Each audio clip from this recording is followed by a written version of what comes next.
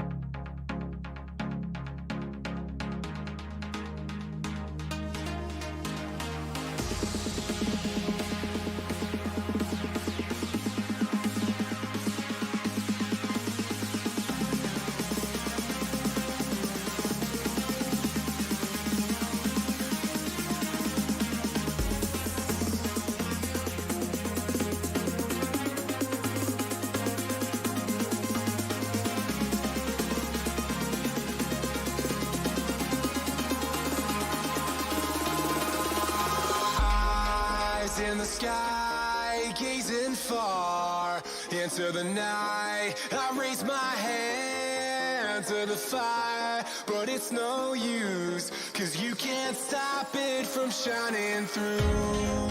It's true, baby, let the light shine through. If you believe it's true, baby, won't you let the light shine through for you.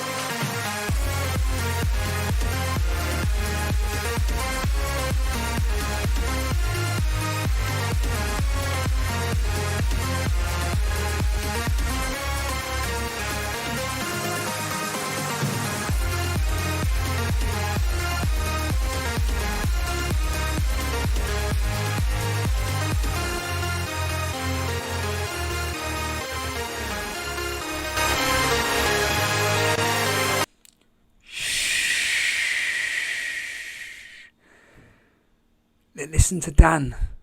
Dan, are you there? Alexis Sanchez, baby. Alexis Sanchez. We are live, everybody. Welcome to this very special edition of the Elite FPL show. With that gentleman in front of us, we've done some various different things behind the scenes. Essentially, Dave telling me what to. There's his dancing. Where's the cat, Dave? We just had you out there just 2 seconds ago with your cat. Bring the cat on. Speaks more sense than me. Yes, somewhere. The main man of the show is here. It's FPL Dave. I'm alongside, of course, a good friend as well, Dan. Now, there's a lot of news stories to digest. I'll immediately come with you, Dan. I was listening to a voice message you sent me about certain things, and all of a sudden you went, Bilic has been sacked. Talk to us.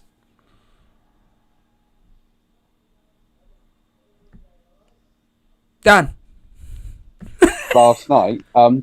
It's weird because they didn't play like a team that knew that Bilic would be getting the sack, and Bilic didn't celebrate in the manner that suggested that. But yeah, obviously, Bilic is gone and Big Sam's back.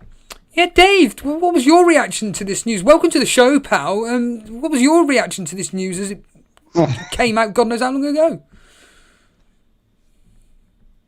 I love the fact that they sacked him regardless of the City score. They'd obviously been like, we'll wait till City absolutely thrashes us, and then we'll sack him, and we'll bring on Big Sam. And then he got a draw anyway, which can only be demoralizing for the team. But I love Big Sam. I think he's such good banter. He's not a very good manager. I don't think he's the greatest manager ever. He's good at stopping you from going back down, but I think he's just really funny. So I love the banter about it. I'm not a big fan of West Brom. I'm not a big fan of Bilic in general, so it doesn't really bother me either way. Why aren't you a fan of Bilic and West Brom? Tell us.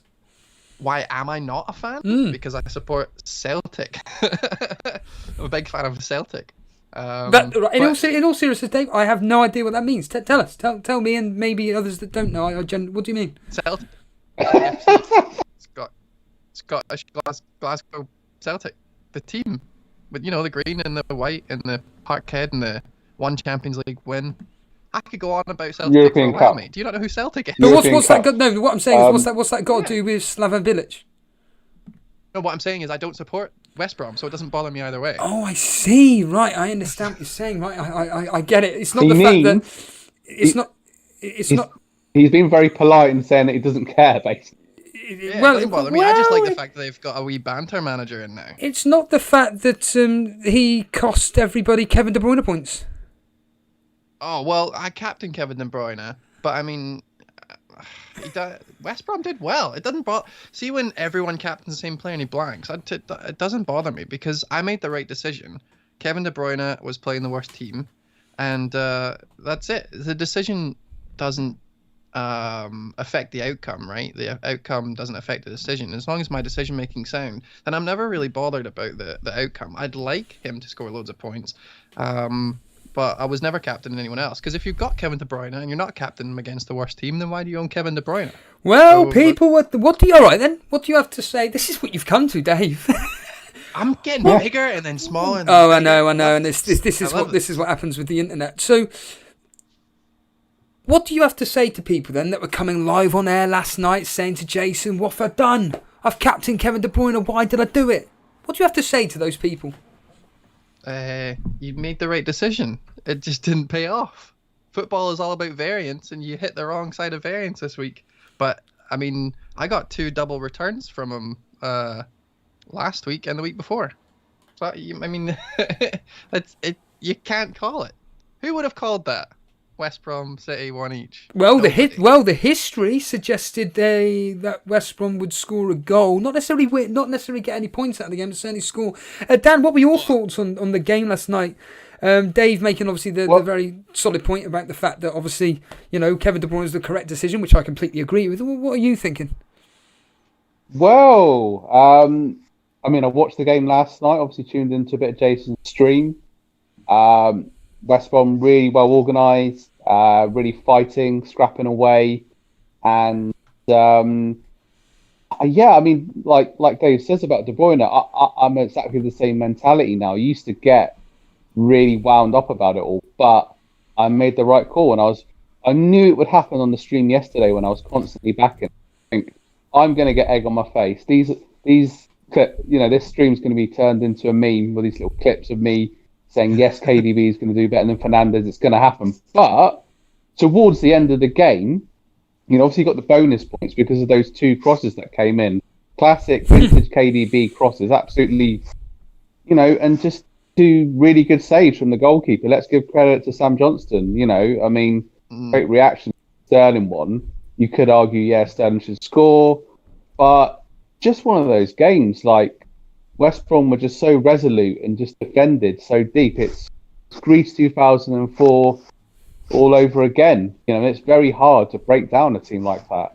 So you just got to roll with it, really, over the course of a 38 game week season. really. Dave, there's a lot of people here saying hello, Dave. Say hello back. I said I've been trying to message everyone who said hello. Hello. Yeah, How's it going, lads? It's been ages. It's been a long time. I know I'm changing size on the screen, but I'm still Dave. In fact, there he is. Regardless of the size of my square. He's become. And I've got like a wee red tint and everything. It's lovely. Is that you putting on the red tin? Not even a little bit. The only thing I've got in front of me is Football Manager. That's really it. Well, we've got some games tonight. People will know this. There's games tonight, and Dan, let's talk about your team first. Up on screen, we've got the team news. We've got Leno, Holding, Gabriel, Tierney, Maitland-Niles, Ceballos, El Nene, Saka, Pepe, Nketiah, Aubameyang. Davy boy there, he's waving his hands. He must be happy about something about that team news. But from an Arsenal point of view, oh yeah, Tierney, of course, Dave. What are you thinking of this game and that team news, Dan? Dan. Yeah, sure. I mean, I'm just you went through that like rapid fire, but I'm really pleased to see Maitland-Niles starting. Yeah. I'm glad that Xhaka's suspended because Ceballos, a bit more mobility. I mean, Ceballos is a player like he just pirouettes. He's constantly pirouetting, but he can at least kind of he's a bit more tenacious and he can kind of make things happen a little bit more. So yeah, Lacazette dropped again. Obviously Nketiah back in the team. I'm fairly happy with it. Is Willian playing? Did you say? No, he's not in the starting. No. That's excellent news. So, reasonably surprised. But yeah, I'm quite. Is Bellerin playing? No. Excellent news. So This is great news. Yeah, I'm actually quite pleased with that lineup, and I feel a bit more positive. But the way we've been doing recently, I don't want to get too confident because Southampton, what are they, like fifth in the league at the moment? It's going to be a very, very hard game. I do want to say that I know there's a lot of people watching this right now. I am slowly reading the chat, and I did see Natasha saying something about us beating Arsenal. Of course, yeah, we beat you with that one own goal. He's going to keep reminding me. Yeah, keep reminding Dan. Hello, Alex. Alex, follow Dave. He's here, the main man that designed the thumbnail that with your beautiful logo on the Fire logo. So he's here. Afternoon. And yeah, like I said, hello to everybody here. But the Southampton team news is, as you'd expect, really. There's no real changes there. MacArthur, Walker Peters, Vestergaard, Bednarak, Bertrand, Romeo, Ward-Prowse, Armstrong, Walcott starts, Dan. Ings and Adams. Does that team worry you at all? Are you all right with it? Yeah, you can just see it now, can't you? Walcott back to haunt us, with his interesting hairstyle coming back, getting a cheeky goal there. I always say this, that players always come back to haunt their old clubs, and it's an argument to like captain these players against their old clubs. So go on, Captain Walcott, I dare you. you can just see Wally Walcott getting a goal. So we'll have to see. It's written in the stars, isn't it? It happens in Football Manager all the time. You sell a shit player. Oh, sorry. 50p. I try. I'm so sorry. You sell a rubbish player in Football Manager, and then you play the team they go to, and they always score against you. It always comes up mocking you at the bottom. He scored against his old team. It happens way too much. I try so hard on Sunday evening not to swear. I think I swore under my breath because the thing is, Dave, I've been doing these watch-alongs with Steve-O, and Steve-O is really bad luck because I've done 3 watch-alongs. Admittedly, one was a vintage game, like a 2007 game, so I'll allow that. But Arsenal haven't scored or won either game, so it's Steve-O's fault. But when we're losing to Burnley, blame me. I'm trying so hard. I'm trying so hard not to swear, but you just did it. But yeah, I mean, like you just let's remember, like players scoring against the old club. The one that sticks out to me is Emmanuel Adebayor, I think 2008, 2009, for Man City when he ran the length of the pitch. So yeah, Walcott hat-trick it is tonight. Dave, have you got any assets in this particular game, or is it just going to be focusing on how Kieran Tierney does, even though I know he's not Irish, but... I don't have any assets. I kind of want assets from Saints, but definitely not Arsenal. And anybody in mind? Shambles. Oh, here we go. There's no denying that Arsenal are playing rubbish, and they're too expensive for what you get from them right now. I had Bellerin at the start of the season, but then they got, like everyone did at the start of the season, you kind of have Aubameyang and Bellerin, and then drop them by game week 3 because of the fixture changes, and I've just never wanted them back. They haven't been playing very well. Their defense was okay. Aubameyang scored last week. That was kind of good, but also kind of really bad for Aubameyang. And then now I'm just kind of waiting for them to sack the manager or do something different or play Aubameyang up front. I need them to change something before I change my mind. But I haven't been following them like specifically to try. I'm not a fan of Arsenal or anything, so I would need to defer to the Arsenal fans for this. But like, I don't know how he could really get them to do better. It seems like the players just don't care at the moment, which is a bit of a shame. Dan? But, yeah. Dan, your thoughts on Dave's opinion there that the players don't seem to care? No, I mean it's. I think it's deeper than that. I think there's some bad eggs in the club, definitely. Yeah. The likes of Xhaka, Guendouzi obviously has gone out on loan.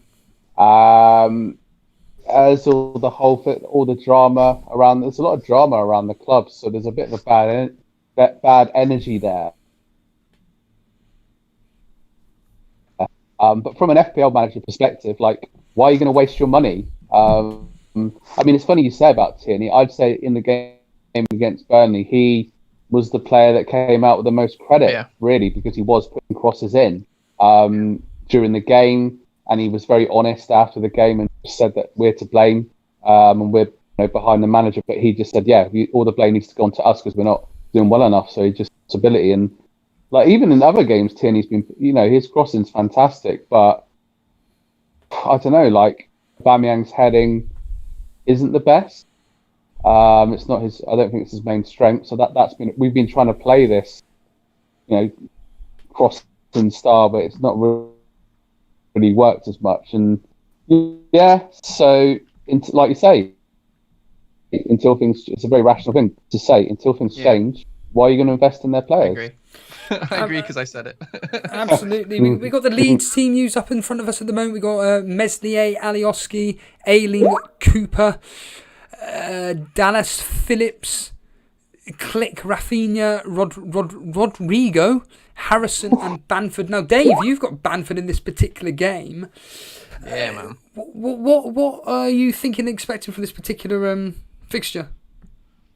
I expect Leeds to just not care about defence at all and go for loads of goals like they always do. I expect them to be a bit winded because they haven't had a lot of time to rest, I think for the first time this season, if I'm not correct. And because they play such a running game, I think that I'm really interested to see if they can keep up for 90 minutes again so quickly. However, Bamford's going to get another 50 chances. He's going to maybe score one of them, hopefully two, possibly even three. But the fact that they've got Rafinha kind of banging as well, they're playing Rodrigo, which is interesting to me. I'm wondering if they're actually going to be able to get those defenders also kind of running. It seems like they're kind of very heavy up front, whereas Leeds have been relying on kind of Dallas and Ayling for the flank. So I'm interested to see if this will work out. The problem I have with Bamford is that I can only own 3 strikers, and I want loads.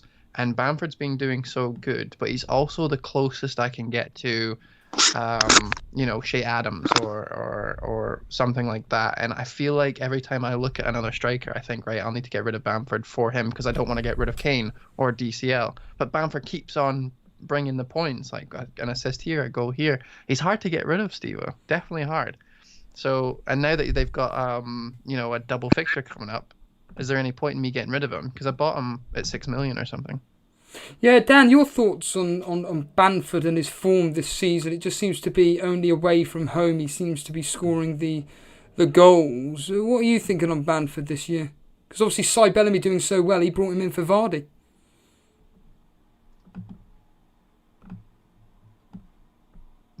Yeah, I think that was a bit juggly there.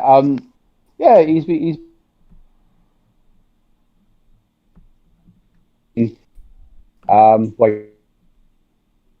he did really well got the hat trick, and everyone regretted not captaining him or having him in the side. Got the goal away to Chelsea. So like Dave says, he does get lots of chances. He works very hard, but yeah, just mainly the goals are coming away from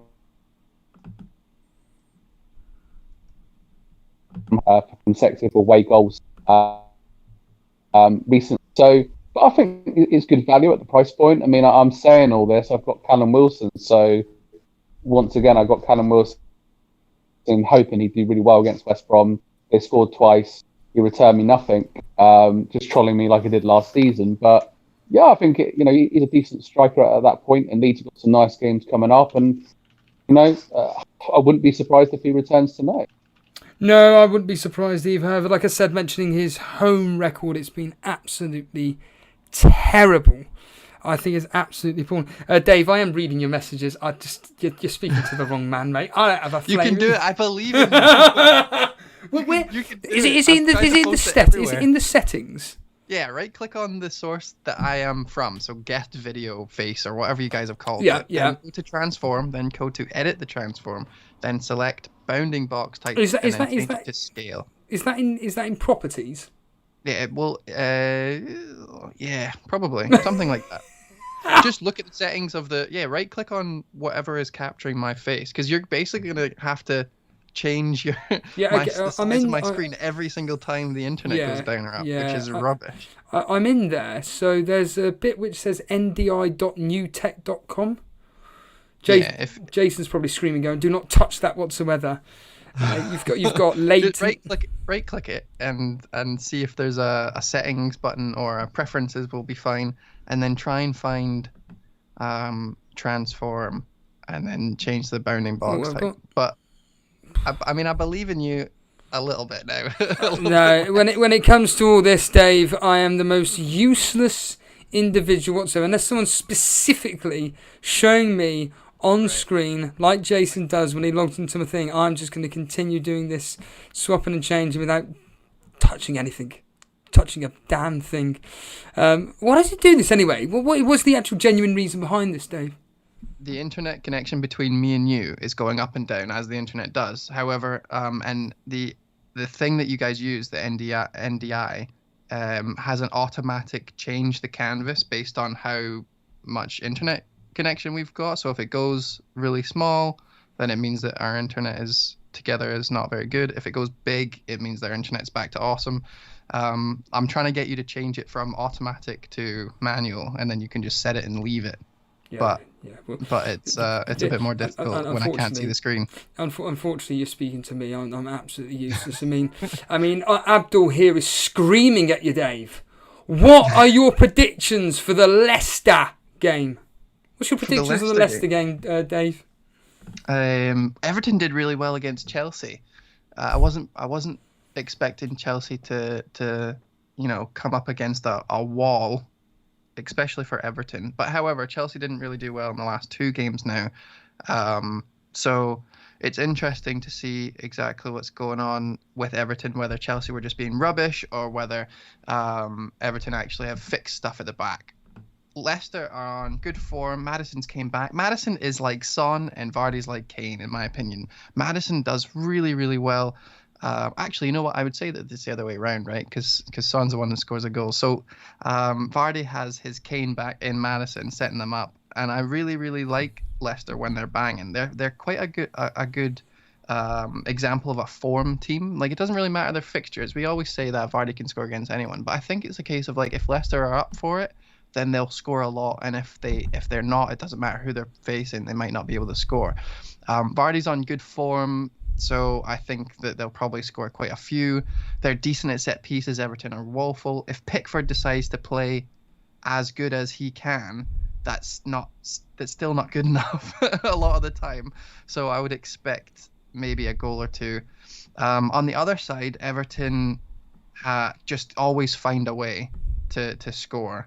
I don't think that they've not scored in this season, if I'm not mistaken. And usually Calvert-Lewin is there. So I think if Leicester play the way that they played, I think it could be 2 each. I think 2 each is probably as close to... I wouldn't be able to call it, But yeah, 2 each sounds pretty good. We also have tonight the Fulham versus Brighton game, Liverpool versus Spurs, the big one, and West Ham Wait, versus... is Pickford being dropped? Sorry, I just realised that. Is Pickford dropped? Oh, that changes everything. Leicester might not even score. I don't know. I don't check Twitter at the moment because I thought that's everything messing up. But I don't want to say anything. But I think I've sorted out the problem with the cam, Dave. Don't scream at me. Don't shoot me. But I think I may have sorted everything out. I think potentially it's sorted. But last night we had a game, Dan. It ended with a last-minute goal from Neto, I believe. It was Wolves 2, Chelsea 1. Very disappointing from Chelsea. Seems to be a delay with Dan. I don't know why. In fact, for some reason he's gone out. Dan, I was just saying about the last night's result between Wolves and Chelsea. Oh. Hello. Hello. Yeah, Chelsea was disappointing yesterday. Dan, can you hear me? I can hear you. Yeah, it was like it just went quiet, I suppose. Oh.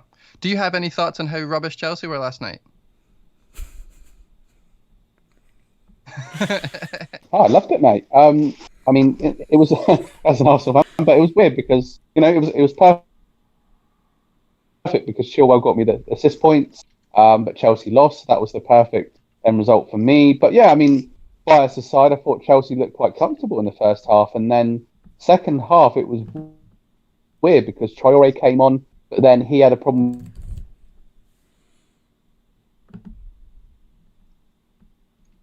with it, Jota, Doherty, and obviously Jimenez had that terrible injury, which we wish him a speedy recovery from. But yeah, it's like, where are the goals going to come from? And then Podence just scored this wonderful goal, and that seemed to give Wolves a big lift. It was like a goal. I don't know. It was just kind of about nothing, but great bit of skill.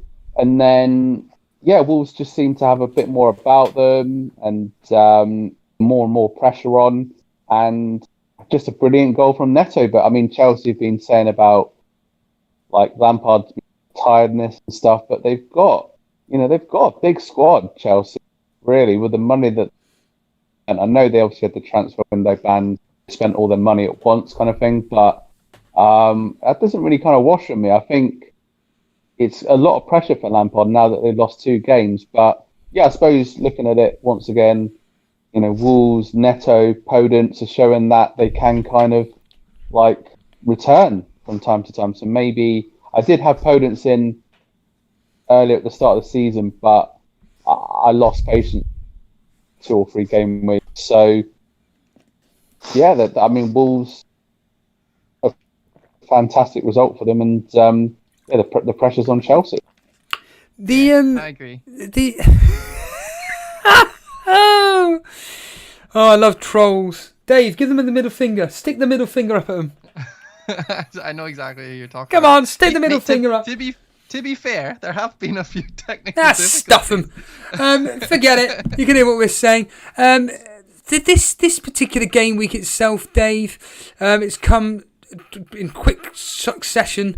We only just finished on Sunday, then it's a quick turnaround over onto Tuesday. What's going on? Do you think that this is going to have an effect on the results at all? Like the Liverpool game tonight, do you expect it to be quite a flat game, or do you expect it to be to all-out attack?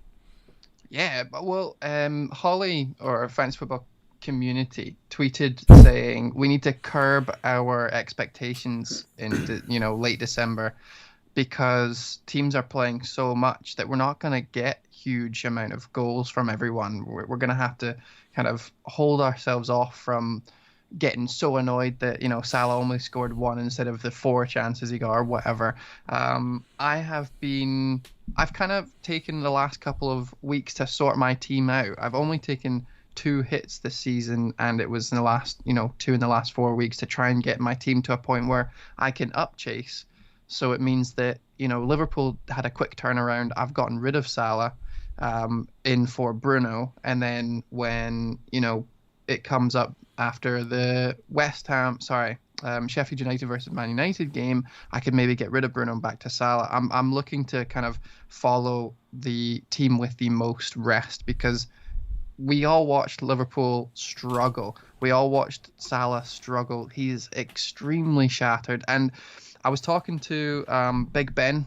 If you guys know, Listen Ben to this Dinnery. name dropping, Dan. Big Ben Dinnery. To be fair, they're both in the same podcast. Like, I always try and do my impression of Ben Dinnery.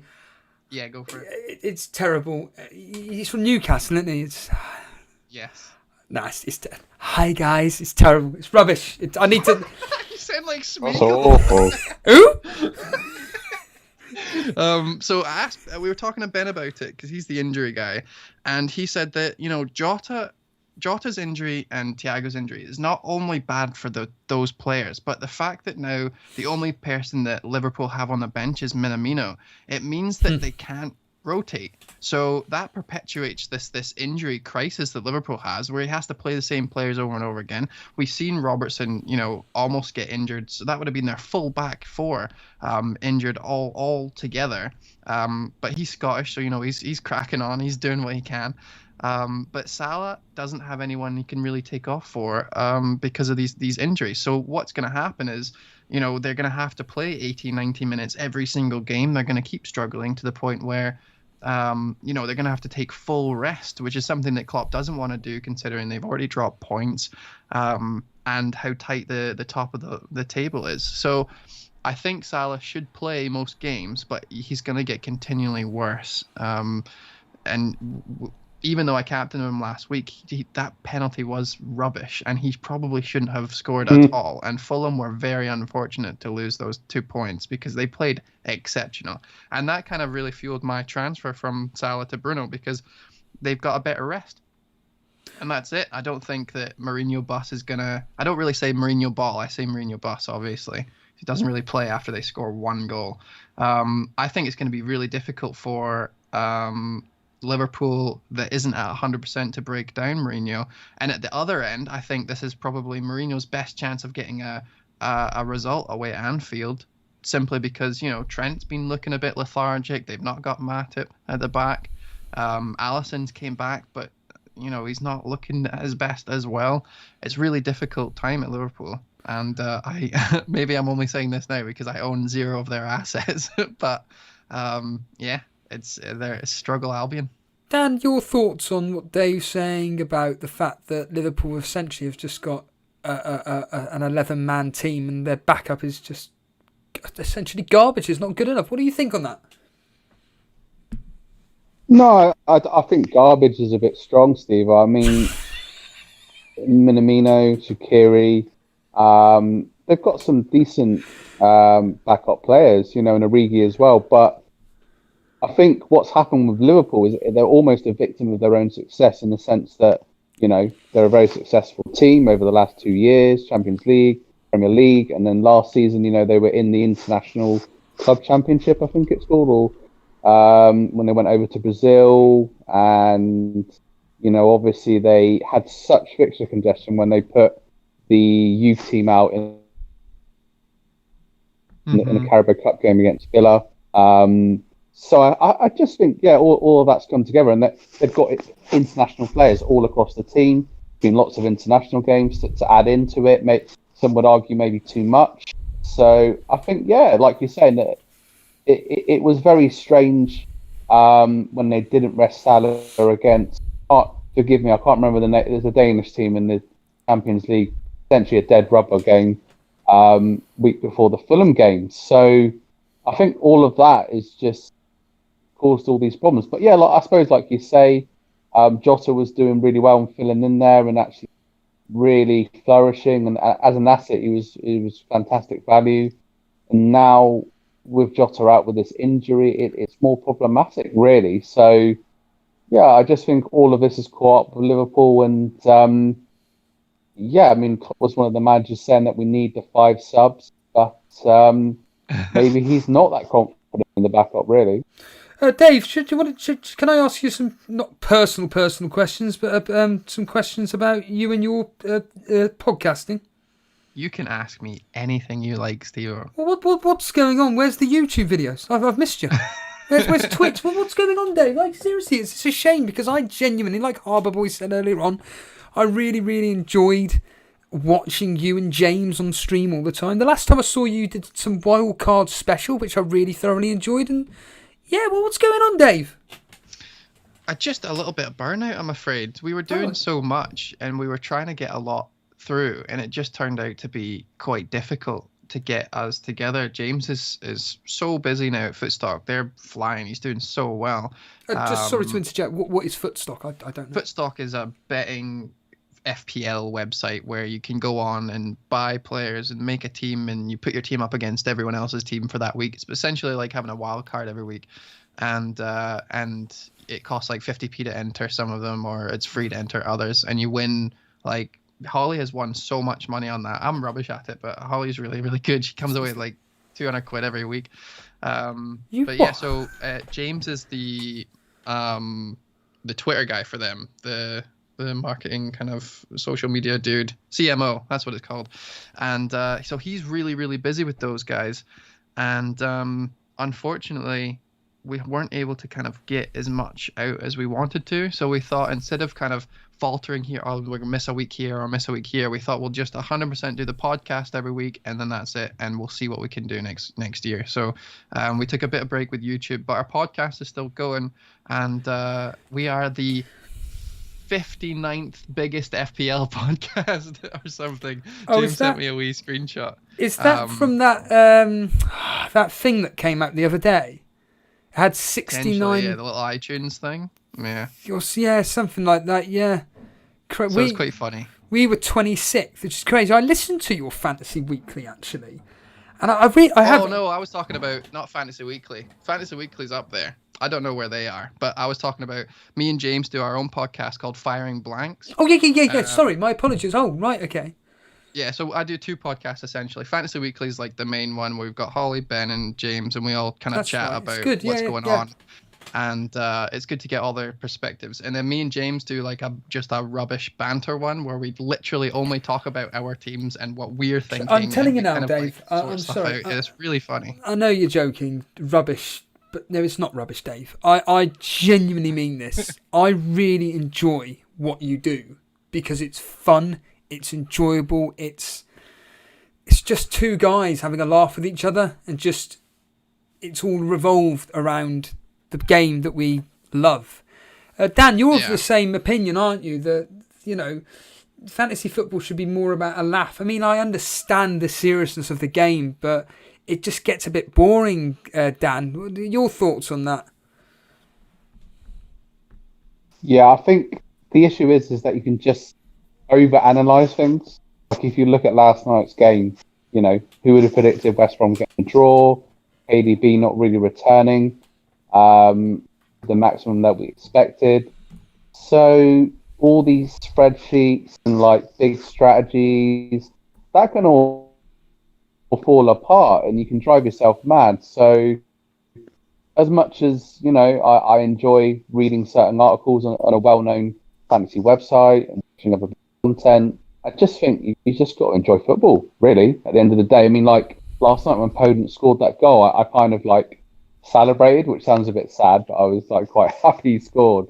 And then I was like, oh no, Chilwell. But then I was like, oh, who cares? It's Chelsea. I hate Chelsea. So like, what? 1 minute I'm there like, I hate them. Well, it's just because it was just such a brilliant goal, and I was like, fair play. And I quite like Wolves. I mean, obviously I went to university there, so and I got a couple of friends up that way. So I've sort of a bit of a soft spot, and I was quite happy. And then I was like, oh no, it just doesn't make sense. You got to have a bit of fun with it. I know, some content is quite serious with all the XG and all the stats, and that's what a lot of people like, and that's fair enough. But yeah, not for me. I'd rather just have a conversation and look at the real football and weave some of the FPL side of it into it, really. And it's funny, Dave, because from my personal perspective, I'm now going to subscribe to your Fantasy Weekly pod, because you do it on a weekly basis, don't you? And I have heard it once before. In fact, I heard it once and I thought, oh, this is actually really fun, really enjoyable. And Ben Dinnery, I couldn't believe how, because I know Ben. I say no, I don't know him, but I know of his work because he used to be on Talk Sport, on my favourite show, and then he vanished off the face of the planet, and then all of a sudden he became involved in this fantasy football world. I'm just thinking, is that the same Ben Dinnery? And all of a sudden you're mates with him and you do a podcast with him there. And so I'm now going to get my fix of you, as perverted as that sounds, I'm now going to subscribe to your Fantasy Weekly thing. Because it's Mate, if you want, you could just give me a wee phone call and we could talk for half an hour. Forget it. You want to do that? Just give me a call. See, whenever you're like, oh, you know what? I really want to show everyone how raging I am just after the gym. I'm in my wee car and I want to do a video. See, instead of that, just give me a call. Just be like, you know what? I'm going to call David and we're going to sort this out ourselves.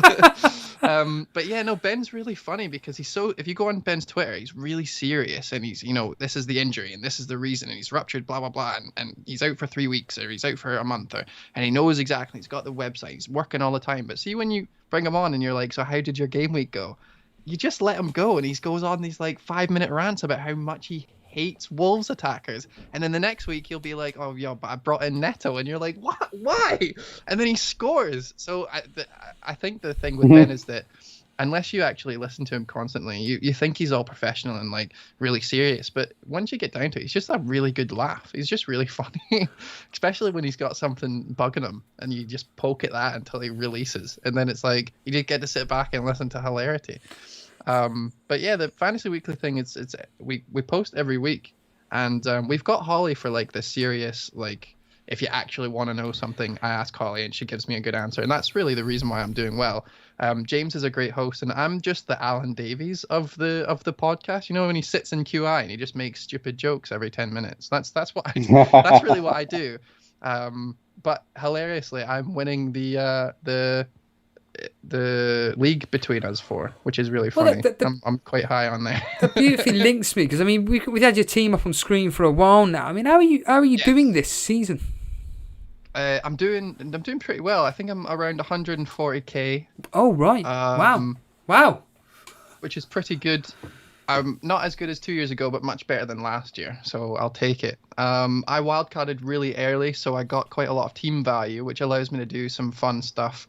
I think the main good decisions that I did this year was I kept Son and Kane through not just the first time when their fixtures changed, but also the second time when everyone was taking them out, which was 2 game weeks ago, so that they could get De Bruyne or Bruno or whatever. I decided that I was going to just keep Kane and Son, and they keep returning for me.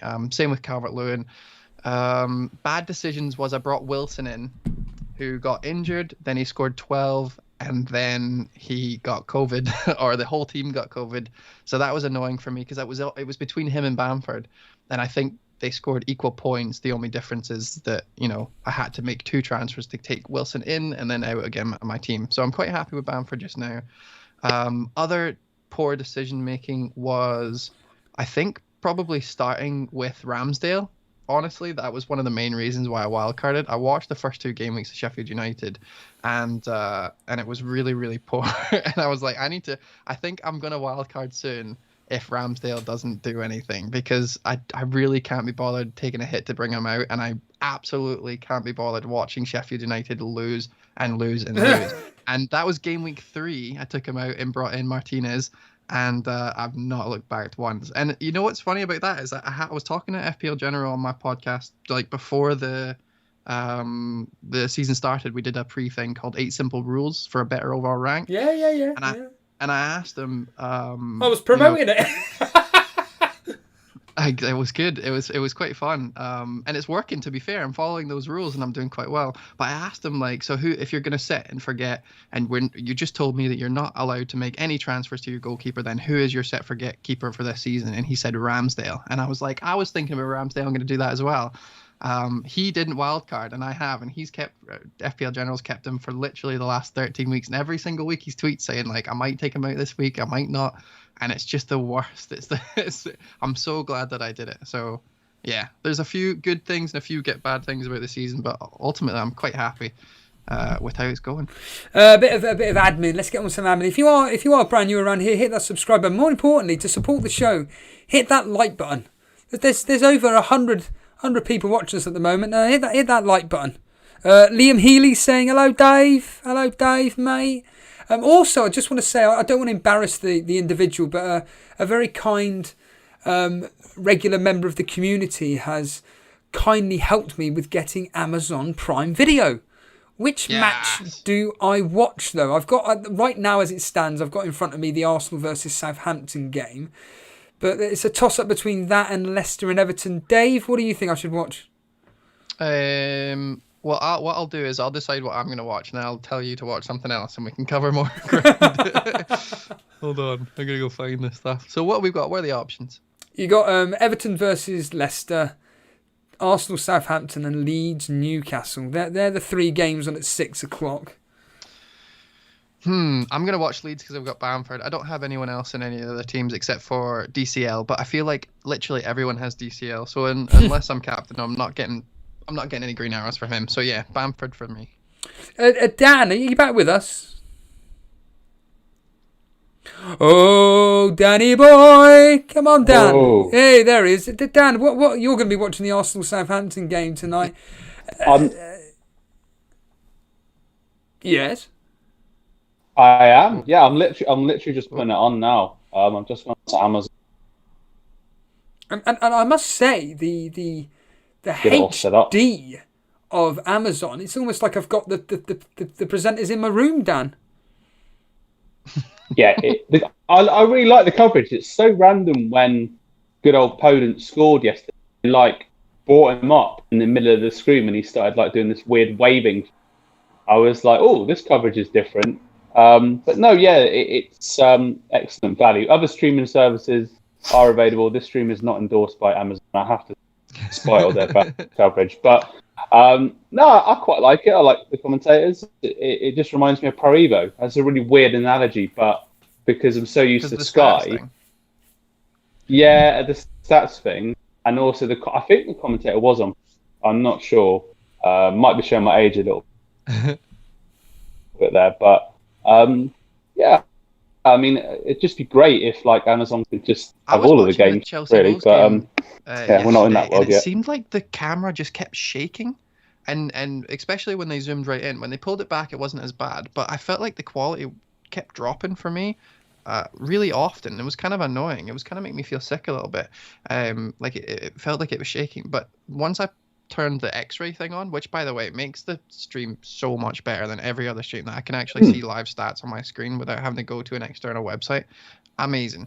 But once I turned that on, it kind of it worked better anyway. So I was pretty happy with that. But I thought was it just me? It was kind of shaking a little bit, and especially at the start of the game. I think they might have fixed it halfway through. But yeah, it's decent. I like it because I've got Prime anyway.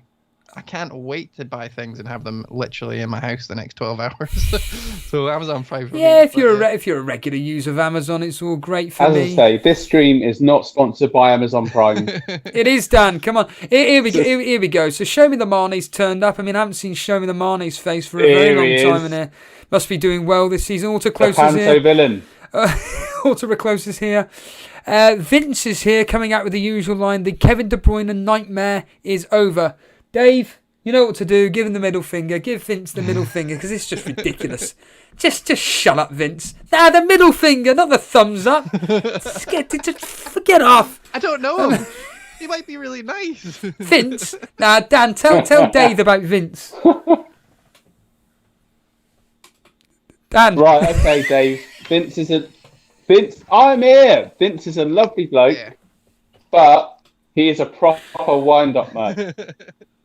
Okay, you could have a lovely conversation with him in the Discord, sound as a pound, and then when it comes to FPL, he's constantly trying to trip you up with his advice, and then he changes his name a lot. So it used to be Vince Chapman, now it's Vince Miguel Santi Cazorla, Grealish, Fabiano Chapman. He just changes it, and it really confuses you. Wait, is he the type of guy he's got a very dry sense of humour? Like his bench keeper in the starting 11, knowing that he'll get added points at the end of the week? Because those are the kind of people that I'll give the finger to. Oh yeah. I mean, I did a free hit a couple of weeks ago, and he was trying to advise me not to do it, and I think that was why. But he was making out like, "Oh, you're playing. My team is an great supporter of the channel."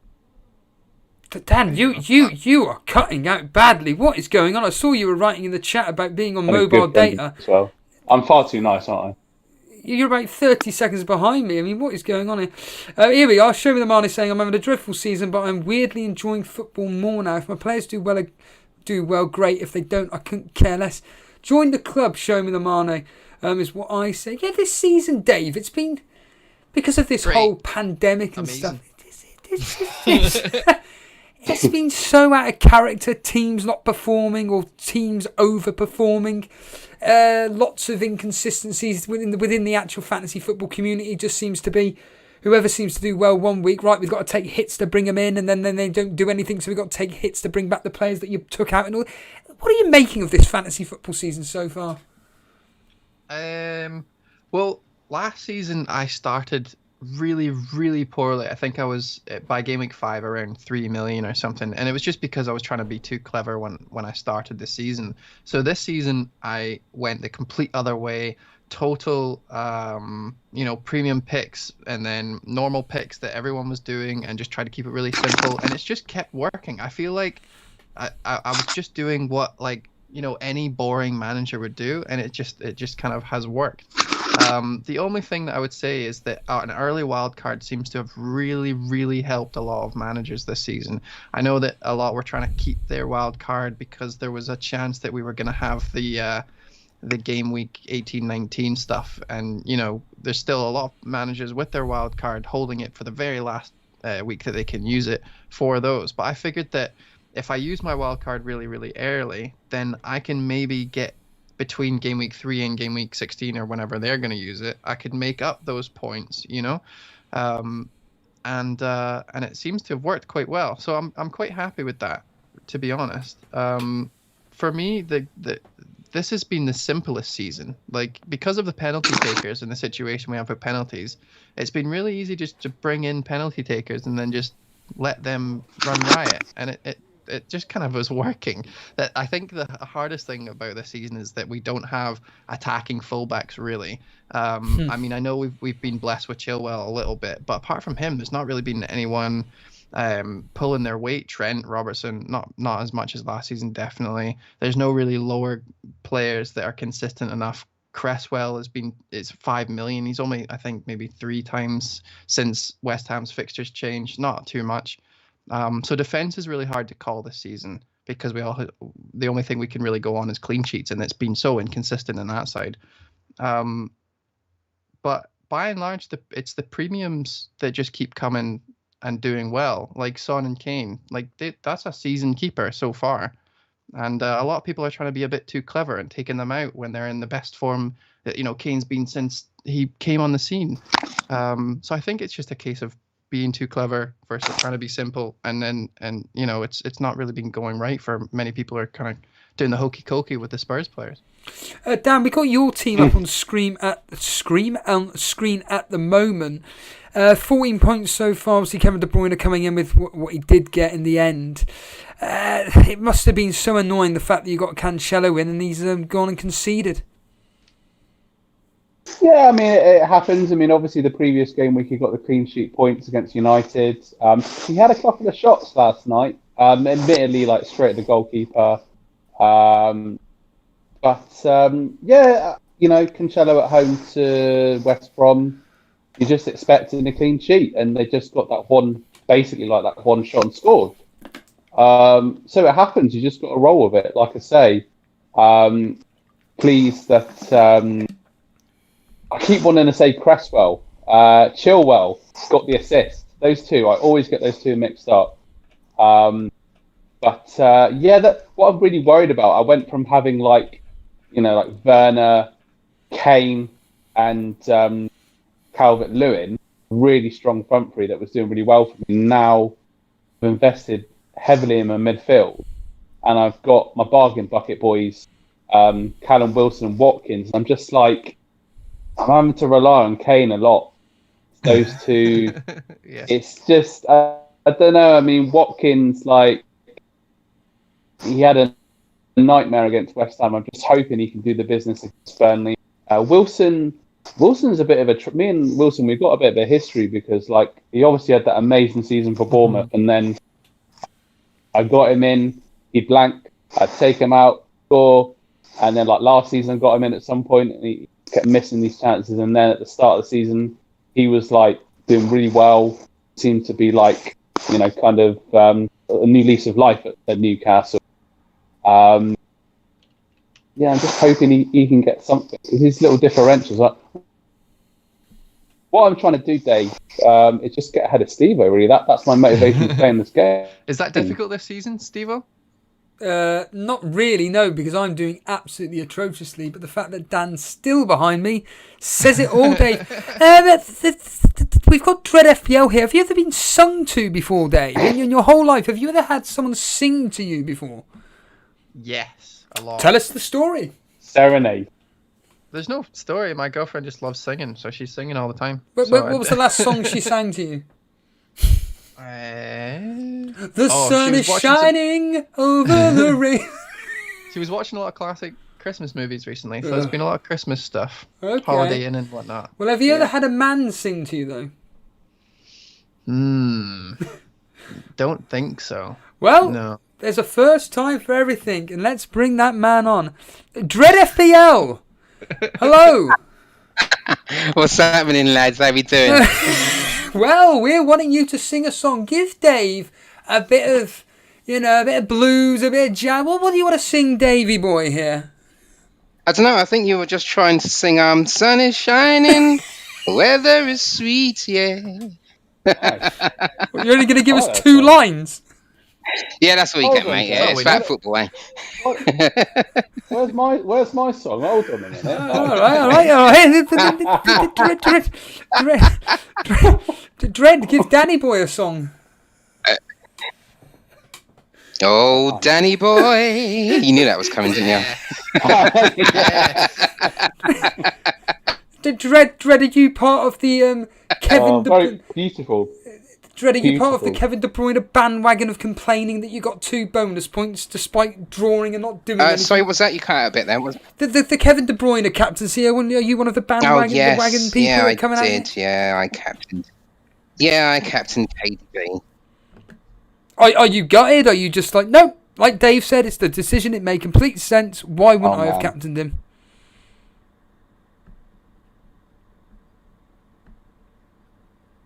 Dread? Sorry, no. What you is saying? going on here? We don't have any problems, and all of a sudden, Dave, have you trolled us tonight? And you've deliberately put a few settings in here where you're interrupting with Dan and Dave with Dread. What's going on here? Absolutely not. I think you and I are absolutely fine because we're both on Skype. But then the Discord is having a bit of a nightmare. Yeah, it's a Discord connection into Skype, isn't it? That's a good way of promoting the Discord channel, Dread? Well, no. That's not our fault. It's the powers that be. Really, what are we going to do? How so far, Dread? I'm going to bring your team up on the screen at the moment. How's your team set up for this particular game week? Yeah, I'm on 14 for 3, and having KDB already played as my captain. So I'm now looking at like damage limitation and hoping that the rest of my squad get returns, basically. Well, yeah, you got Vestergaard playing in the game that I've got up on the moment. Arsenal versus Southampton. They're all pretty much playing tonight. What are you expecting from this Liverpool game? As a Liverpool fan, I'm expecting it to be, as I said, a very tight game, 0-0, 1-0 either way. I'm expecting, much as the history would state, a 2-1 victory to Liverpool, basically. Yeah, Dave, to sum up my season, in fact, Dread's team's just reminded me, to sum up my season, every player that I seem to take out seems to do something. So for argument's sake, I got rid of Chilwell last night and brought in Maguire, and you all know what he did, don't you, Dave? Chilwell went and got an assist. It's unbelievable, isn't it? Why did you do that? It was literally just a toss-up between Zuma and Chilwell, which one to get rid of. And I just decided, well, there's more value in Zuma for me than there is Chilwell, and then that's how Chilwell repays me. Zuma hit the bar, though, didn't he? He had a belter of a header. Yes, he's got a lot of in the first half. Attacking, potentially scored quite a few goals. I mean, at the moment, Dan, you've got the game on. Saka's gone down injured. Yeah. Worrying for you? Yeah, it's not looking good. I'm just watching it back on the replay now. Big old Che Adams going in there. It's a bit of a mismatch there, really. David and Goliath, and poor old Saka's come off worse. Saka's been one of the guys this season that you could say has been playing a bit better, taking responsibility. So, yeah, not too good. Well, just of interest, Dredd, which game are you watching tonight for your own pleasure? Yeah, well, like I've gone with Dave. I'm watching the Leeds Newcastle because obviously, as you can see, I've got Banford and Wilson. So I could potentially either lose or gain a lot of points in this match. What do you make of Wilson, by the way? Because my problem with Newcastle is that they seem to just not be able to do anything. And then in the 89th minute, Wilson got a goal and assist, and so therefore now he's hot property. But I don't know. I mean, their team is full of second class players at the moment. Or a lot of them aren't playing consistently, but they have to because of COVID. Fraser's on for the first time in ages, so I don't know how match fit he'll be. Are you confident that Wilson can actually do anything? Yeah, well, you see, as the what we now 11, 12, whatever matches in, and during that time, I've been trying to look at assets that defy their team form. So talisman.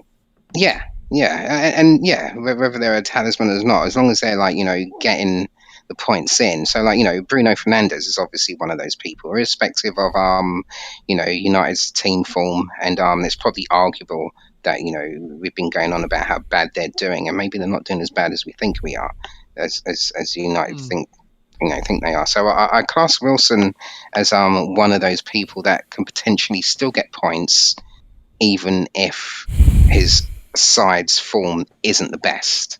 Right. So but then I've only got him for like a short run. I've brought him in for the 3 games up until they meet City, and then he'll be out again. But it's a bit of a punt, and hopefully it works off because he's not the most highly owned, and so maybe it's a bit of a differential for me because I need that in my position. Yeah, exactly. That's the thing. Like I got rid of him once COVID came, so I got the 12 points, and then it turns out that he wasn't playing the next game, and potentially not even the West Brom game, which we know he did play but blanked in. But before even that game, where we weren't sure if he was going to play Aston Villa or not, and then it came out saying that the Aston Villa game was cancelled, I just got rid of him for Bamford right away. But you have Bamford in your team, so I guess at one point you brought Bamford in over him, whereas I didn't. I went the other way around. Well, no, I made a really early change in like game week 2 or 3 or something, where I kind of looked at it and thought I wanted to have a decent first sub. Right. And as Banford was 5-5, I switched from having the Brewster 4-5, and I thought, no, Banford's going to be the one, and I'm just going to keep him there because I, being a Liverpool fan, I watched the first game of the season, obviously, and I was just really impressed with how Leeds play, and I thought any team that is going to play that way, I could stick my nan up front. She's going to get a few goals. Yeah, fair play. So I well thought, done. That's a great call. Yeah, so Bamford, he's now turned out to be a week in, week out player, but he's actually my first sub. Right, okay. So I guess that means that you went without Kane, or you downgraded Kane to Wilson at some point. I've not had Kane all season. That's why your rank is so low. Have I had? Yeah, no, yeah. That's why I'm out there, yeah. Right, okay, fair play. Right, and I also didn't have Salah in game week 1, so it hurt. We got Flapjack in the chat, Dave. He's saying what a beautiful haircut. You've got a nice fresh trim. I know, which is mental because I haven't seen him in like 8 months, so there's probably been quite a few trims, but I literally got a haircut today. I was admiring your trim, Dave. I have to say, when I looked on the stream. What is this? The boys' club? They're all admiring you, Dave. I mean, well, I am a hot piece of ass. Blonde. And that is worth the 50p. Mate, I'll super chat 50p for that one. What's the girlfriend going to say when she tunes in? She's listening to all these men complimenting you. I mean, she's going to feel lucky, is what she's going to feel. Hello, like, that's my man. Hello, FPL Alex that cleared captaining Sterling last night. He came in with an assist for you and one bonus point. Lucky you. What was I going to say? Yeah, we've all got an individual game, and I don't know how long you want to stay on for, Dave. It's completely up for you. But what's been going on in the Arsenal game, Dan, so far? Oh, not an awful lot, really. Obviously, Saka's back up playing now. Southampton, a free kick game to nothing, but literally no chances. A bit scrappy at the moment. No real flow or kind of pattern to the game. But looks like we're once again trying to go down those wings. It's just great to see Maitland-Niles playing instead of Bellerin because, I'm not a big fan of Bellerin at the moment. And Has he just lost form? I don't know what's happening because he was doing quite well. He got a few assists in the one game, and then all of a sudden now I know that I haven't watched Arsenal for like 3 game weeks or something, and then now everyone hates Bellerin. What happened? Okay, so the thing with Bellerin, very handsome, lovely chap. And very quick, but I don't know what seems to be happening. Like there was one point, this season where there were 16 foul throw-ins in the Premier League during the course of the season so far. Can you guess how many foul throw-ins Bellerin 16 out of that number? Yeah, all of them. It's not all of them. It's not that bad, but it's 10. pretty appalling. It's 5. So 5 foul throw-ins in the course of the Doesn't season. seem as bad when we guess 5 and 16. Like, yeah, but fair play. So he's an idiot. It's just crazy. So, but also, I think defensively, like he'll get caught out of his positioning. Before his pace seemed to help him out with that, but I don't know. He's just been off the pace, and Dan, we've just heard Dread sounding like a pirate. What was the scream about, Dread? What's happening in the game?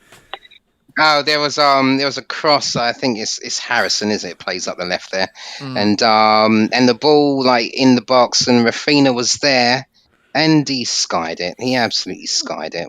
Rodrigo, I should say. Sorry, he took the shot from the cross, and he just skied it. It was useless. But if he was better, he would have had a point blank shot. But so far the game, it's all about Leeds, to be honest. Yeah. Dave, you're watching the match as well. Your thoughts? Yeah, Leeds are kind of playing like Liverpool a little bit. They're dominating possession. They're pushed right up, and I don't think Newcastle have had a shot since the very start of the game when they hit the bar and over. But I am kind of using this game as a little bit of a scout for Newcastle's defence, because if they can hold out against a very attacking Leeds side, then that Jamal Lewis, it's at 4.3, seems a little bit of a better shout. Because I've been looking for a downgrade for Lamptey or maybe an upgrade for one of my fodder guys, because Newcastle have pretty decent fixtures. My only problem is that they're kind of, like I said earlier, a bit COVID ravaged, so I don't know how good their defence is. So I thought that I'll watch the Leeds game because it'll be a pretty good indication of how good Newcastle's defence can be if they can withstand Leeds' heavy aggression. And Leeds are not disappointing, to be honest. I think they've already had like 5 shots and it's been 13 minutes. Oh wow! Well, I've got the Leicester game on at the moment. Really, you said it. You were talking about Maddison earlier on. He's looking very lively, but he's had a couple of opportunities. But the reality is that it's just being played in the middle of the park. Both teams are trying to set up attacks, but they both break down into nothing. And it's been a bit not flat, but certainly nothing worth talking about, so to speak. Softcore ZG is saying, did you guys see Kante yesterday after a throw-in? What was this all about? You're laughing here, Dan. What's so funny? What's the joke? It, obviously. No, it was just crazy. Like, just took a throw-in and then Kante just like held it in the middle of the pitch. Like, can we start again or something? It was just, I've never seen anything like it in my life. So he caught the ball? Yeah, it was just like I don't know. Wasn't ready, mate. Maybe that fatigue really is a thing, and he just like I don't know. He just thought it was a free kick. It was just bizarre, but I mean, he's an awesome player, so we can forgive him that one demeanour. That's funny. I've always wondered what would happen if someone just went, actually, you know what? I didn't hear the whistle. Can we go? Can we just do that again? Does he get a yellow card? Did he get a yellow card, or was it just like a free kick? I think it was just a free kick, actually. I was expecting you to say there, no, they took the throw in again. The ref was like, yeah, you know what, Kante, you're right. I wasn't ready either. Oh, no, I'm getting worried now. Southampton have got a free kick on the left-hand side. Yeah. So there'll be a goal coming soon, guys. Watch Vestergaard's header. Well, hopefully it. James Ward-Prowse gets us some, because you said that to me, Dredd, during a live chat, that's a good move to bring in James Ward-Prowse, and he did jack all in a 3-0 win. Well, this is the thing. Like, Ward-Prowse is like that. He's the kind of guy that you need to hold him for a while. Yeah. Yeah, he will. If you average out like because he's like a spiky player. He'll do like 2-3 games and getting like 2-3 points, and then like he'll do 2 games where he gets like double digits.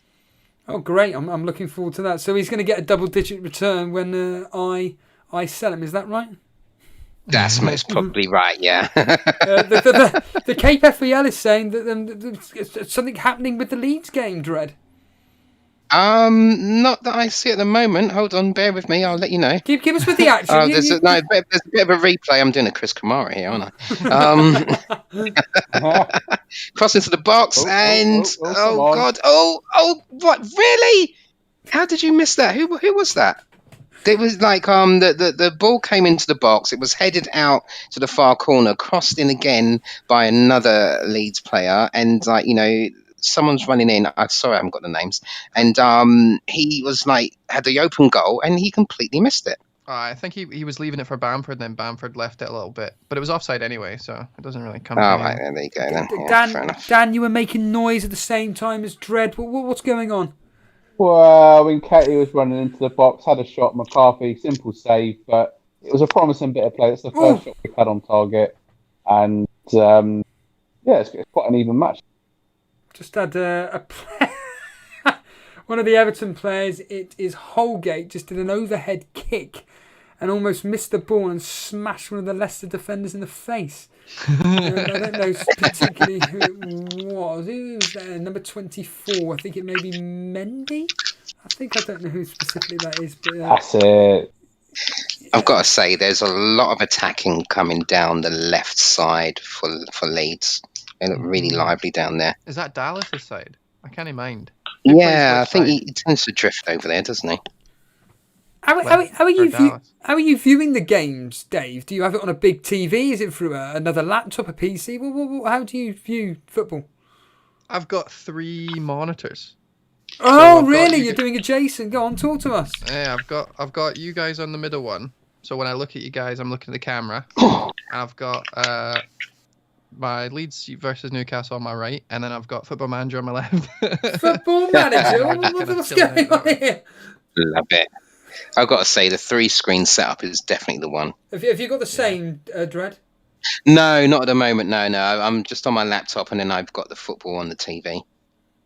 Is that what you want to do? Get a 3-screen setup? Shit. Yeah, that's what I'm going to do. Yeah.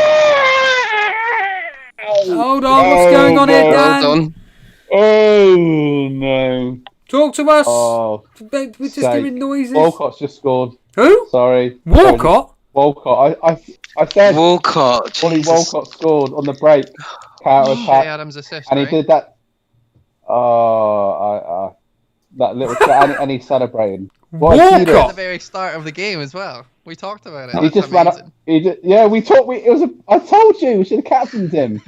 I think it was Che Adams. It was Che Adams with the assist, and then Walcott's got him behind the defence, and the guy seems to have forgot how long he was injured at Arsenal and celebrates in front of the non-existent fans. Dinks it over the keeper, but yeah, great finish. 1-0 Southampton. Oh man, I'm so shit. Dan, you owe us 50p, mate, because I've never I will pay you. I will buy all the rounds the next time we go for drinks because I'm going to be scoring them. That'll be the that's a good shout, Dan. That's not going to happen for another 6 years. Don't worry about Che Adams. Don't worry about Che Adams if you don't own him, by the way. He's only owned by 7.2%, and he gets benched quite a lot as well on most teams. So I always see this happen where Che Adams does something, and you always get the people who have him shout like the vocal minority. And then I always think to myself, it's really annoying that I have him, but that I don't have him. But then I check, he's literally owned by hardly anyone. Yeah. Does anyone here own him? No. No. Yeah, I mean, rubbish. There's going to be like 6 people in the chat out of 80. Danny Ings, though, Dave, is someone that I'm seriously thinking of looking at once he starts getting into the goals again. What about you? Danny Ings for you, Dave?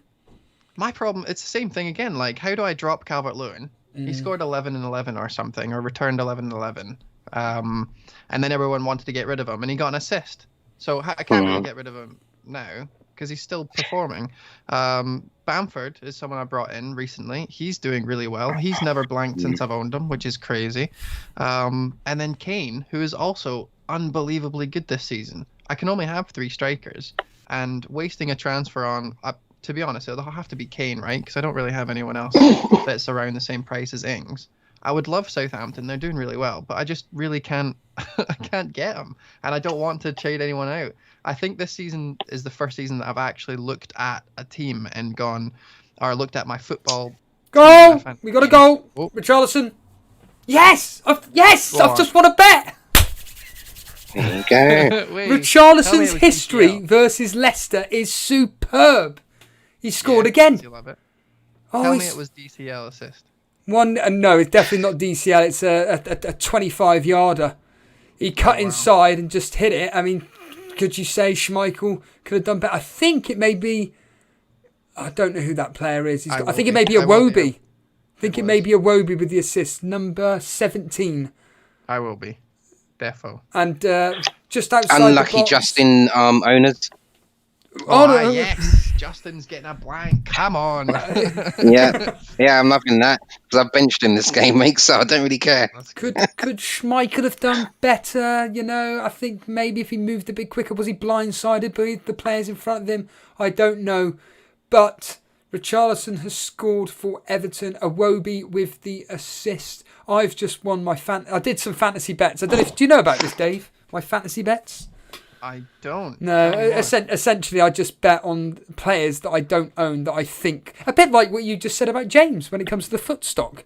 Essentially just bet on players that you think are going to do well from a fantasy football perspective. And do you know what, Dave? It does okay. It does. Good. Yeah, it does all right. I've done about 40 odd quid worth of bets and I'm only down by about £2. So that's poor. You're down money. Well, I'm joking. You know what it's like when it comes to betting. It's a case of just don't do it. Essentially. That's good though. That was a good shout. So you thought Richarlison's always good at Leicester? Hold on a minute. Hold on. Justin just put a cross in, and Vardy has just literally headed it straight at Olsen. He knows he should have done better, letting out an expletive. Oh my days! So... Thank God. Talk to us, Dan. Walcott, it's like it's 2012 all over again. He's just like nearly ripped for our defence. A misplaced pass from Holding. Oh, he might have some. Yeah, he is back towards Arsenal. To be honest, he might be like, I can't believe you guys sold what? me. Dave, how can you have hatred towards Arsenal? All the seasons he's at our club and all the injuries, like all the opportunities that he got. He should be scoring own goals.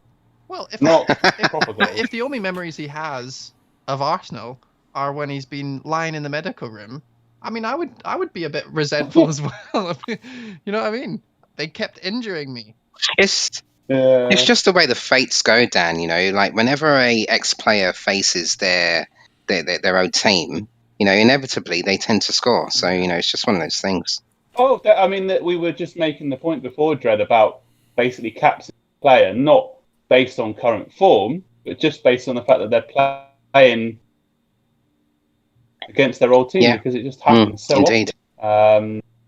So I mean, it could. I mean, I just can't believe we were talking about it before the game. And but Southampton are just looking really well organised, really confident, moving the ball around really well. Oh, a bit of attacking here from Newcastle. That was a Wilson to Fraser potential goal. But those guys have got a telepathic. I know, but the Leeds keeper palmed it away. But that was a good effort. Wilson did well to get it in the box, to keep the ball, and found Fraser in the edge of the box, who cut inside with his right foot. That was very, very close. I think VAR would have shut it off for offside on Wilson's run into the box, but that was bloody close. I think that's the first time he's had to make a save. It was close, yeah. Dave, can I just ask you? I know we're talking all the things FPL, but how do you feel about Scotland qualifying for the Euros? It's amazing, mate. That was a messy night. It was so good. I'm not optimistic, and I don't think any Scottish team or Scottish fan will be optimistic of Scotland's chances. But I think it's just always good for a good drink and a good laugh, and I'm excited to watch the Majors tournament for the first time in ages. That is 1-0 Andy Carroll. Sorry, what? No, you are joking. No, it's what's his name? No, it's not Andy Carroll. Sorry, it's not Andy Carroll. No, it's Who's the other guy? Grant, maybe? You're supposed to be experts. What's going on? No, it's that. Not even Newcastle. He does have an Andy Carroll type haircut though. Yedlin? Yeah, it's that new guy for them. I assume he's new. Almiron, Joe Linton. I was looking at him at the beginning of the season. Hold on, Hendrick, I'll tell you what his name is. Hendrick. Hendrick? Yes, I got it. Hendrick. Jeff Hendrick. You're was joking. Yeah, Jeff that's Hendrick right, yeah. scored again. And then Wilson nudged it on. So it'll be a Wilson assist, defo. So just to clarify, Wilson assist, Hendrick goal. That's the one. Oh, come on. No. Alright. Fraser hit it in and Wilson nudged it along. Dread, you'll Oh disagree? yeah, Wilson. Yeah, Wilson assist. Defo. Defo. There we are, Danny boy. No, Wilson assist. I'll take that. Thank you very much. Oh, Wilson got an assist? Joking. Wilson assist. And it's really funny. It was actually really funny. I'll tell you a story about Wilson. So, like I said, I had Wilson in. He got 12 points. And it was actually the same game week that James, my podcast partner, had almost the exact same team as me. The only difference is he had Jota and I had KDB. That was the difference. So we both had Wilson and he got 12 points. Then we found out that COVID was happening, so we had to deal with something. So I had Martinez, he had Martinez, I had Grealish, he had Grealish, and we both had Wilson. And his decision was to get rid of Martinez for Ryan, and my decision was to get rid of Wilson for Banford. And Martinez obviously blanked, but then came back with 11 points the game week after, and Wilson blanked and then blanked again. So the difference, I calculated it, and I don't stop tweeting him about it, is 22 points difference for that one decision. And he's literally the second that he got the assist there, he's messaged me going, ha! How did you... Which is hilarious because now it's still like 16-point difference. How did you how did you and James get together, get to know each other, and then how did it all come about? The Fantasy Weekly pod with Holly and Ben. How did that all come about? I thought you were going to ask me how our teams got so similar, because the answer is we have absolutely no idea. So how did I meet James? I was doing my streams, and I was like top 10k at the time. So the streams were doing well, and it was just about me discussing what I was going to be doing so that people could kind of play along. And James messaged me with an opportunity of doing a podcast with FPL General, because we both live in Glasgow, or near enough Glasgow. So he wanted to get us together in the same room to do a podcast. It didn't come up into fruition, but we ended up doing a Fantasy Weekly run where James was on holiday, so I did the guest hosting. And then after that, I got a few calls back saying, do you want to be a guest? And then maybe 2 months after that, he was like, do you want to be a regular panelist? So I think he just watched the stream once on a whim and thought that I was a decent chat. But it's interesting and was because like, do you want... there's an individual that I really want to get onto the show. Unfortunately, they're just too busy at the moment. But he is absolutely phenomenal at hosting, and I think that you're up there. You're somebody else that seems to take the bull by the horn, so to speak, and is very able to lead a show really easy. Where does this skill come from? This talent come from, Dave? Me talking rubbish? Oh man, it's been years of just absolute training, dedication.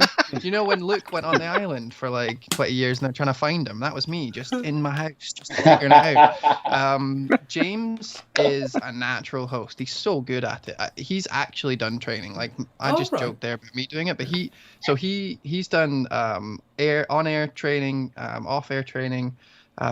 He's the CMO, so he's got to have a little bit of chat. But what I think he majored in writing, so he's really, really good. Like his linguistics is fantastic, and he's really witty as well. So he's able to translate what he's thinking and come out with it. He needs a little bit of editing sometimes, which I do for the podcast. But by and large, like he's absolutely fantastic. He's hilarious as well. And once we were doing the podcast, the Fantasy Weekly one, I asked him if he wanted to do like an X-rated version, after hours kind of thing, just me and him, because it was just such good banter, and that's where Firing Blanks came from. But yeah, he's so good. His actual employer sent him away on a training course to do hosting, and he's chatted to some mental people. He's interviewed quite a few different footballers as well. I think Begovic was probably the main one. He interviewed him for his magazine. So yeah, he's got a lot of experience with it. James does. Do you do, like, for yourself? Do you ever look at yourself in the future making like podcasting, and not necessarily fantasy football, but football in general or whatever, as like maybe a career thing for you, or is it just literally just a hobby? Well, it's a hobby for now. I would love to do radio. I think I'd be really good at radio. Yeah. Talking rubbish for a while for money. Oh, I'd do it for free now, but imagine doing it for money. That would be great. Would love that. But I think the problem is that like, it's really difficult to get into that sort of thing unless you know people. Whereas in FPL, all you need to do is get like top 5k in your first season, and then people are like, "Do you want to come on the podcast?" Yeah, so, it worked well for me. I think that's the thing. See, if anyone asked me like, "Oh, how did you get to such and such?" I'd be like, "Yeah, just get top 5k, mate, in your first season." And then they'll say, "Oh, but I've already played more than one season." I'll be like, "Well, no, you can't do it. That's you. You're screwed." Because that's what happened to me. My first serious season, I did really well, and I got asked on a few podcasts. But I think that's kind of unique. I don't recommend that path. There's much easier ways to get famous. Hold on a minute here. Everton on the attack at the moment. Richarlison on the ball, out to Iwobi. Iwobi with the most appalling cross, and Calvert-Lewin coming out. Oh, he's gone down. Everything's all fine. Iwobi's pass. I tell you what, there's going to be atrocious. Go on, Dredd. There's going to be goals in this game. Like, it's sort of like been box to box the past 5 minutes or so. Mm-hmm. Leeds are on the attack at the moment. Yeah. There's a point blank save by Darlow just a minute ago. Brian Towers says in chat, it's going to be hard to remove Adams and Wilson from my team after this. I think that's the main thing about this season, is that like keeping a hold of the players that are doing well in your team, rather than transferring out players who are actually in decent form, but just because you're wanting that shiny new player. I think that if I had to sum up the season, Brian, you've hit the nail on the head. Is that just being patient is being rewarded much more this season. Like you said, Steve-O, every time you transfer a player out, he seems to do so well, and that's really the story of this season. Just keep the faith and only transfer out players that are doing really poorly after a few weeks, as opposed to I'm going to get rid of Grealish because Zaha's doing well. Which I know people did.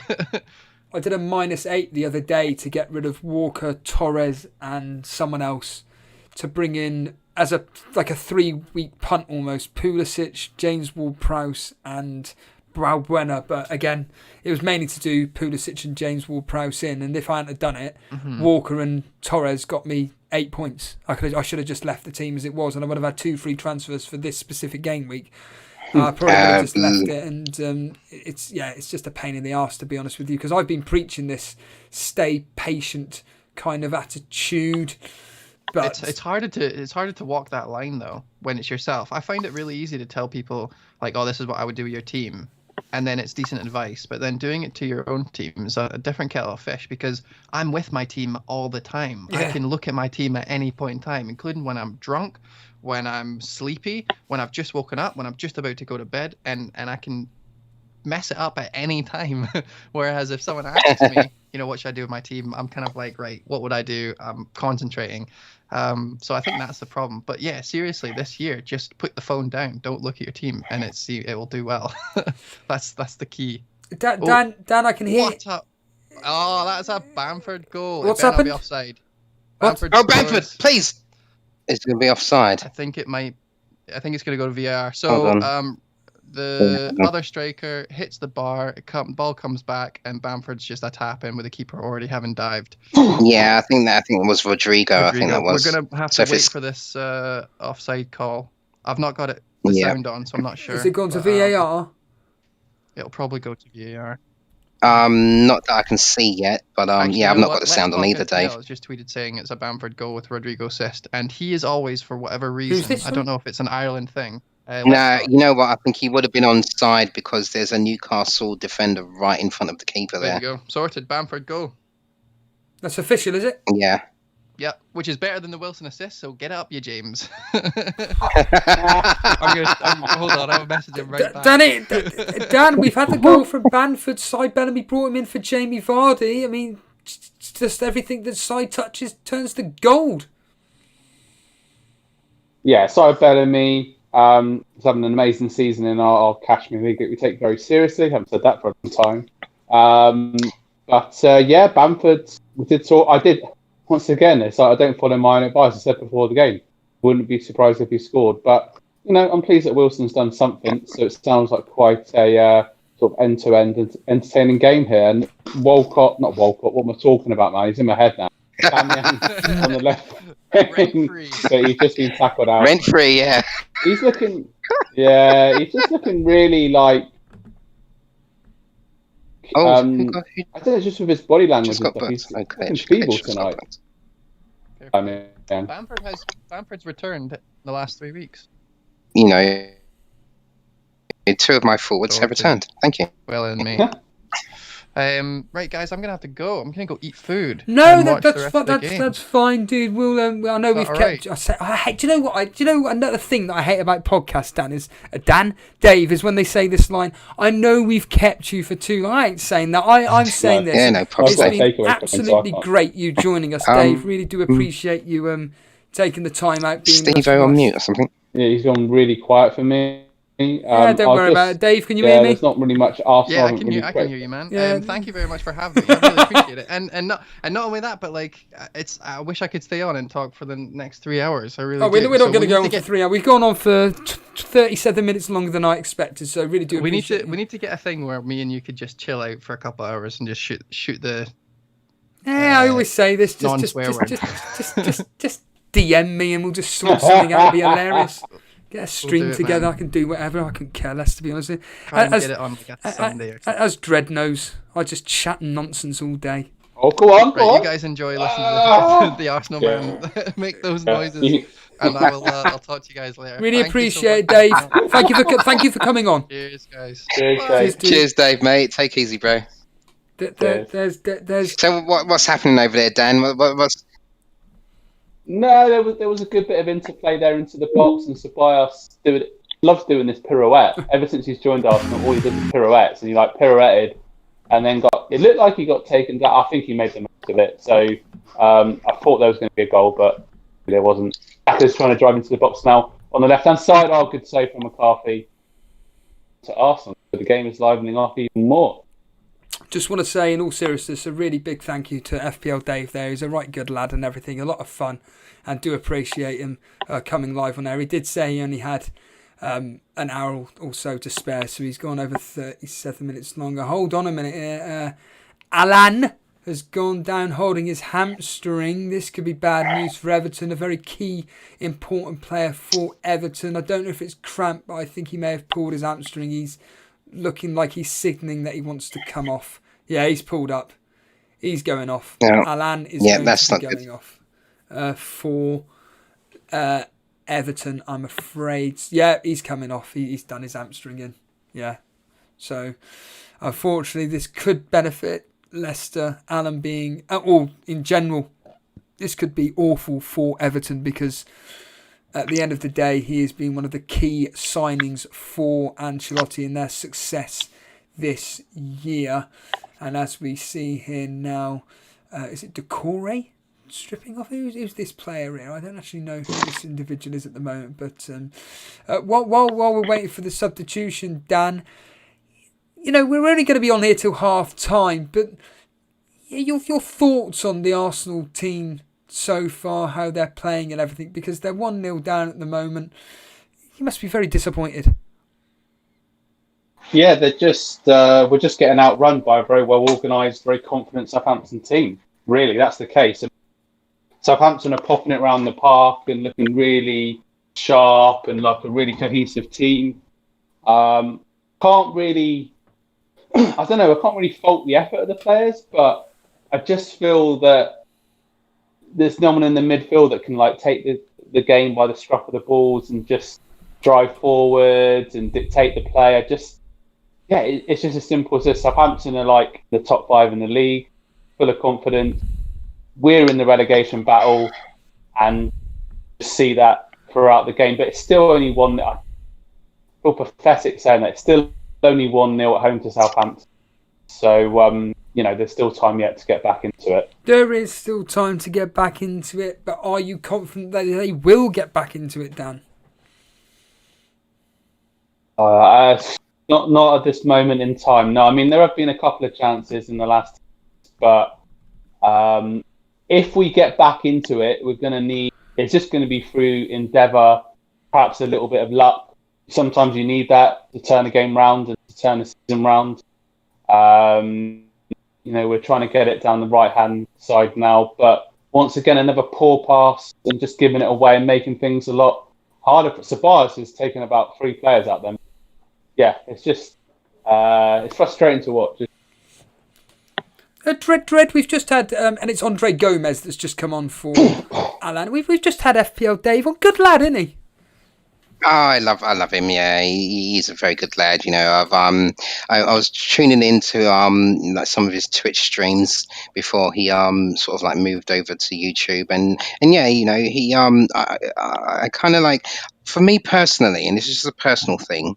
I, as much as I love all types of FPL content, I really just sort of like always go for the ones that show more personality or what have you. It's not a slight on anyone, honestly. It's just my preference and everything. So and that's why I like watching his streams, because he's a little wee lad and he's a bit cheeky, and and I really enjoy that stuff. Absolutely, it's a lot of fun, and it's very engaging, and like I said, I encourage him to come back doing his streams. But like I said, I've downloaded his latest weekly fantasy podcast, and like I say, I do miss hearing his voice on a weekly basis, because it's quite calming, it's quite relaxing, and he does have a very good camaraderie with Holly, Ben, and obviously, like he mentioned, his co-host James, who's always a good laugh as well, and he's a little git.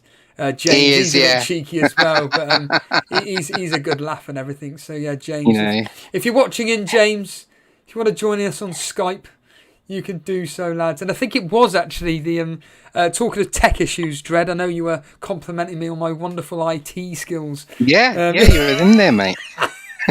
I could take over Jason's job. But actually, talking of which, everybody, Jason is going to be logging into my laptop Friday, and he's going to be sorting out a new background and presentation and everything. So stay tuned for. Oh, excellent! Jason sorting out a new layout. A new layout is the word I'm looking for. He's just coming up with some ideas and everything. But I'm looking forward to it. It's going to be a lot of fun and everything. And yeah, as Jason always says, there's lots of good things coming in the world of Elite FPL. Talking to Jason, actually, he's going live tonight. He's going to be covering the Liverpool versus Spurs game. Really looking forward to that. I'll be probably tuning in tomorrow, because when listening or finding out about the Man City result, I actually listened to Jason's stream this morning. So from 3 o'clock up till basically 5. I listened into Jason's stream, so actually I didn't have a clue what the result was.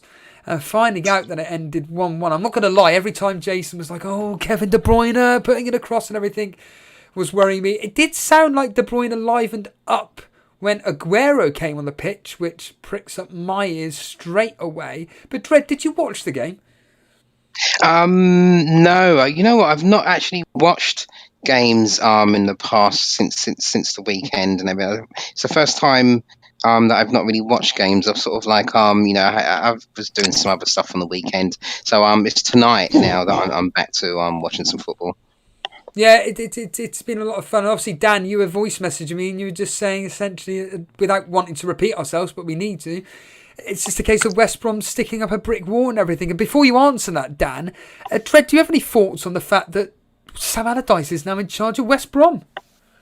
Well, I kind of think that I don't think Bilic absolutely deserved to be sacked. Bless him. I think West Brom was slowly improving and everything. Ever since the game where they lost 1-0 at home to Tottenham, but they showed like some really good skill in that game, and I think since then they've been slowly sort of improving and everything. But the people upstairs have decided that they want to move forward, and this happens in the game. But I love the fact, like Dave said earlier, the whole banter that Big Sam brings to the game and FPL. I'm just happy about that. I don't know whether he's going to be good for them. That's a whole different conversation. But I do like having Big Sam back. I'm looking forward to his post-match interview. Yeah, absolutely. Dan, like I said, you messaged me saying that essentially West Brom just put up the castle in front of Johnston's goal yesterday. Do you think this Sam Allardyce is a solid appointment for West Brom, or do you think it was a bit harsh on Bilic? No, I agree with what Jeb was saying. I thought, obviously they got the win against Sheffield United. They only lost 1-0 to Spurs and to Manchester United. In recent games, they got a draw with Man City. But, football is a big business, and Big Sam has got a reputation for keeping teams up and making them hard to beat. He's done it many times before. So, yeah, money talks. And Big Sam's, like Dave was saying before, he is pretty hilarious, Big Sam, with his press conference and that. So it should be quite interesting. Be interesting to see if it affects their January transfer window plan as well, as to who they get in. But yeah, I do feel a bit for Bilic, but and hopefully he'll be back in management soon. We're coming up to half-time now. There's a couple of minutes added on for the Leicester game here. To be honest with you, watching this, I think this game could... Well, Everton in the... Leicester, in the box at the moment. They're looking for a penalty, but... Dan? What's happening, Dan? Gabriel just losing the ball under not really a lot of pressure, just absolute calamity at the back there. And Danny Ings seizing on it, on the turn, just over the bar from outside the area. But I'm looking forward to half-time. So. Yeah, certainly. I mean, like I said, from my point of view, half-time's approaching. And to be honest with you, I'm not expecting much more goals in this particular fixture. If I was to call it, I'd probably end up saying either 1-0 Everton or even 1-1 Leicester getting something. But to be honest with you, from an attacking point of view, Leicester have been pretty meh. Dread, from your point of view, the Leeds versus Newcastle game, it's 1-1 at the moment. In fact, there's half-time now for us. It's 1-1 at the moment. It's half-time now, yeah. It's half-time. What are you expecting from the second half? I'm expecting more goals. This game, it's been very entertaining. No one team is dominating the game, but each team is kind of dominating the game in spells, if that makes any sense. It's a thoroughly enjoyable game, and I think there'll be definitely more goals in the second half. Oh. Okay, thank you. There's Dan taking a private call there. Brian Tavares saying, just getting his Just Eat delivery, I suppose. Yeah. Brian Tavares saying, can we do the second half of the games? I mean, Dan, are you willing to do it or not? Dan? He's got his face stuffing stuff into his mouth now, probably. What's going on here? Dan, are you there? Well, there's the answer to that question. No, yeah. We're going to call it an evening, everybody. I do appreciate it. Thank you. What the Let's just put Dan in the way. Did you say something, Dan? This is the joys of live streaming, everybody. Things just randomly happen. Live TV, as they say. It's been a lot of fun. Let's see if we can... In fact, let's just leave Dan for a second there. Dread, we'll give you just a couple of words to say. Just on the Liverpool game quickly, what are you expecting from the Liverpool game? Well, on the Liverpool game, I'm expecting that Klopp's gonna have had words with the boys after the match, just gone, because they were absolutely under par, and were quite lucky to get something out of the game, really. So, with them now about to face, Tottenham, who are up there rivaling them in a place where, okay, I'm a Liverpool fan, but I think the boys will think is a place that they should claim as their own. I think they'll go into this match much more fired up, and I'm hoping to see a good game there and everything. Yeah, absolutely. So am I. And just a reminder that Jason will be live during it. Dread, appreciate you coming on, pal. Yeah, no worries, mate. Anytime. Cheers, dude. Speak to you soon. Yep. There's Dread FPL there. Go. As James would say on Planet FPL, go give them a follow on Twitter. Dan, what the hell was going on there? My takeaway arrived. Oh, of course. They were ringing me up. What are you having, mate? Chicken madras, peely rice, poppadom. Happy days. It's comfort eating, watching Arsenal. There we are. Right then, everybody. Yeah, we're all going to clear off now. And like I said, tune into Jason at 8 p.m. where he's going to be, or maybe just before that, but just stay tuned for the notification when it goes off. And of course, talking of which, if you are new around here, hit that subscribe button. If you've enjoyed the stream, make sure you hit that like button before you leave right now. Hit that like button. That's the easiest way to support the show. Other than that, appreciate it, Dan. Cheers for tuning in. Once again, thank you for FPL Dave for his time tonight. Really do appreciate it. Come on, right little giggle it was. And of course, Dread FPL for covering the first half of the Leeds versus Newcastle game. Dan, any final thoughts before we clear off? Final thoughts, pray for Arteta. Let's hope Wilson gets some more returns. Watkins gets some returns. Enjoy the rest of the game week and see you all again soon.